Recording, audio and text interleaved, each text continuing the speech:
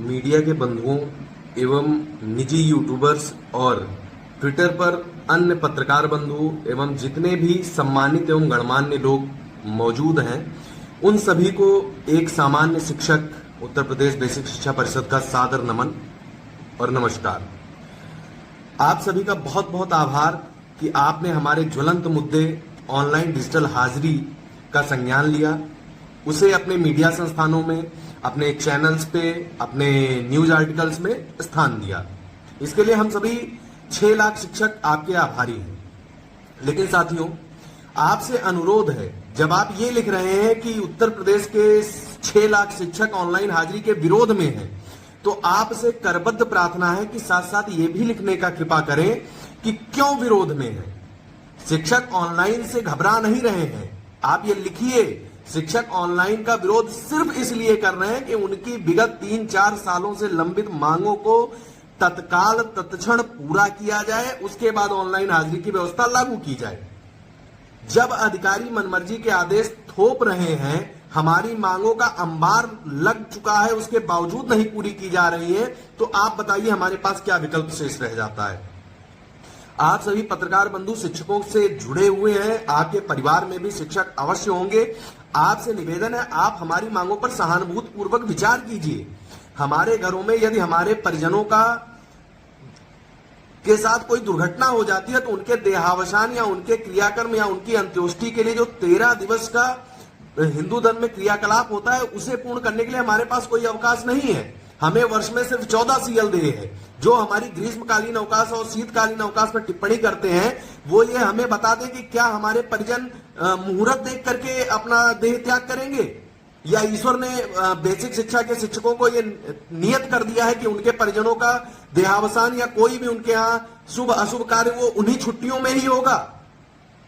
हमारी बहुत न्यून मांगे हैं, सिर्फ 3 मांगों पर हम केंद्रित हैं। हमारी मांग है 31 ईएल, जो ऑलरेडी नवोदय विद्यालय में, केंद्रीय विद्यालय में और तमाम अन्य राज्य कर्मचारियों को दे हैं। हम कुछ अनूठा अलग नहीं मांग रहे हैं, हम तो वही मांग रहे हैं जो बाकियों को पहले से मिल रहा है। दूसरी मांग हमारी हाफ डे लीव की है।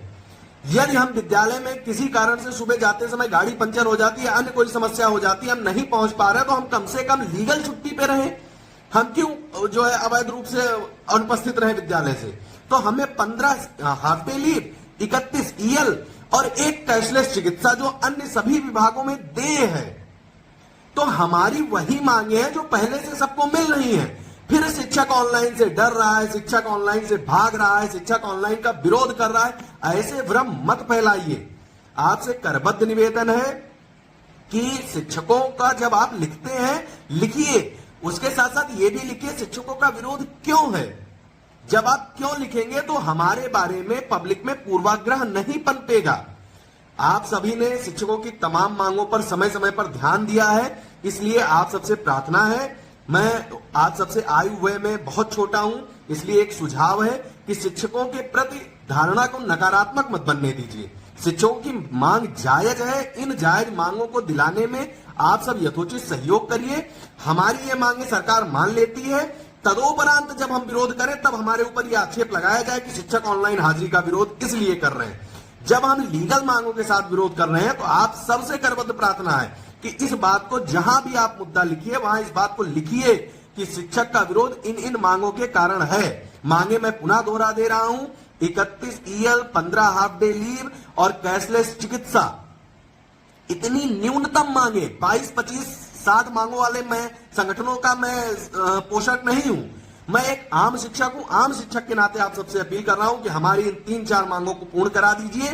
तदोपरांत हम जो है चाहे जैसे हम रजिस्टर में हाजिरी देते हैं, वैसे जहां आप कहेंगे वहां हाजिरी दे देंगे। बहुत बहुत धन्यवाद।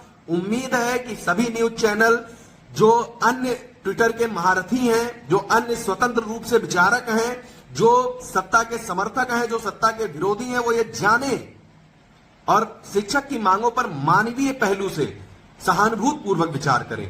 बहुत बहुत धन्यवाद।